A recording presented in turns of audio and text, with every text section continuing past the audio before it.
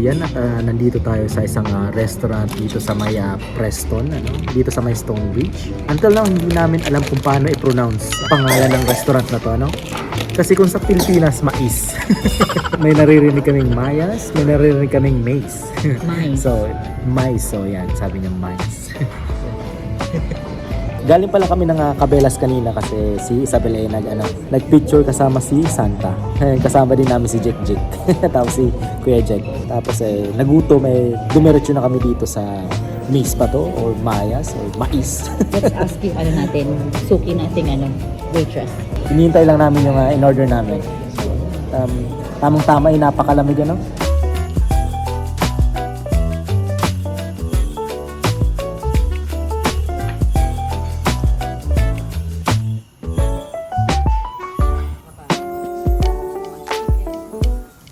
So yan at nandito na yung mga in-order namin. Gutom na gutom kami. So ready. At tikman na natin itong mga to.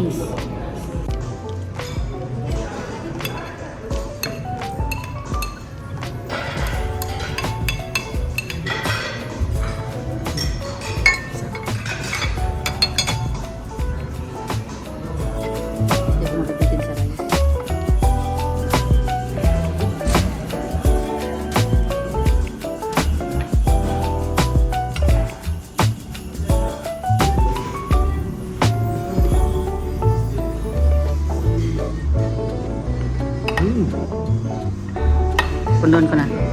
May siya, may aroma ng lemongrass, Masarap, may coconut milk, tapos ako mahilig ko sa maanghang. Bicolano tayo, di ba? Ang sarap ng sarap nito.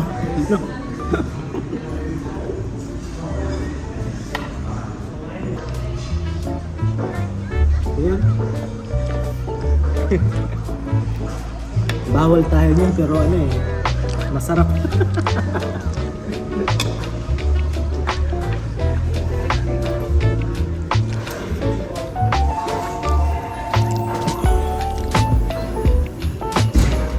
Sabi ni ate girl, napakadami daw ng food para sa 2.5.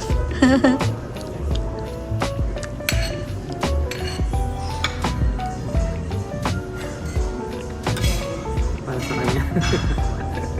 Isabel.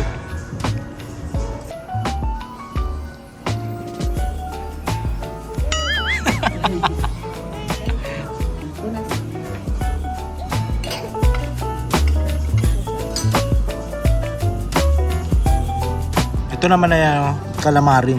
Kaso ang kulang nito ay sausawan, Wala silang sausawan. Masarap sana.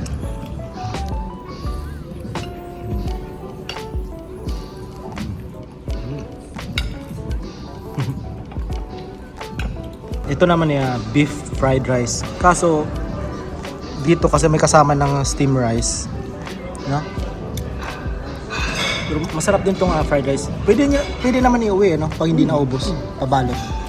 Tulad nito, baka hindi namin maubos, pabalot na lang.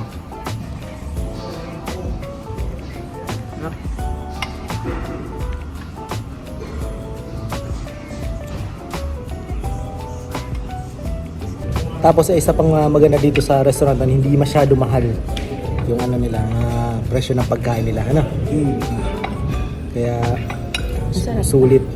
Marami ang servings. Ano yung order mo? I don't know how to pronounce that. Something roastery chicken. Basta may kasama siyang salad ng konti. Sarap yan. Prinitong yan. Inihaw na prinito. Parang inihaw muna tapos prinito. Hindi Yan. Prito?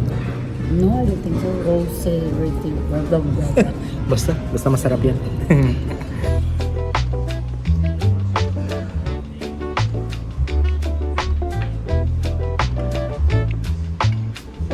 Mukhang ipapabalot na lang namin itong iba.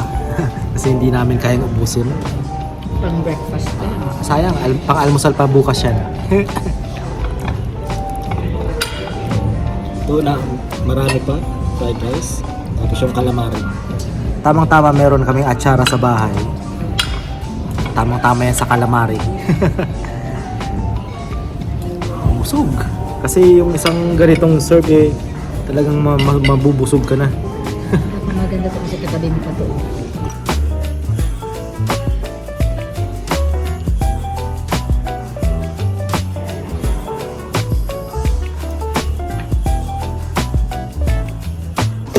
Siyempre, hindi namin naubos.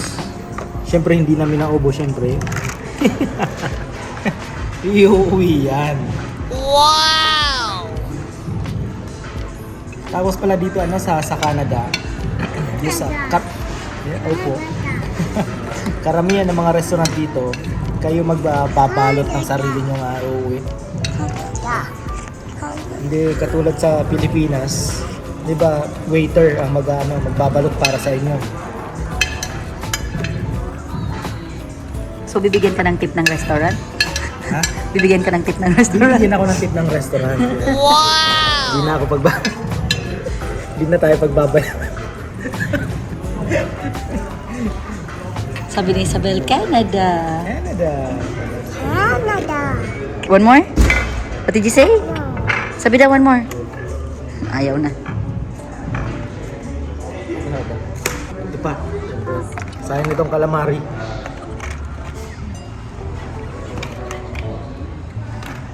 Sir, ano pong ginabawal po yung platong dali? Bawal.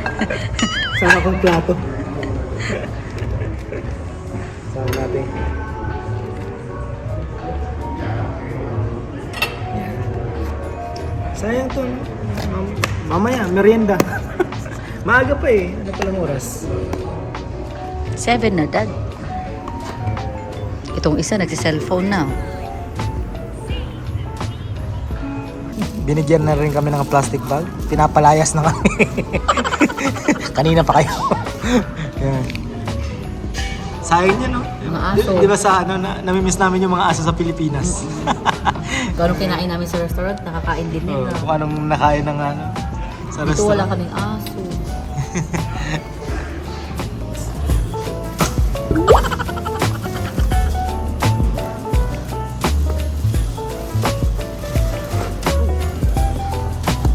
Matapon?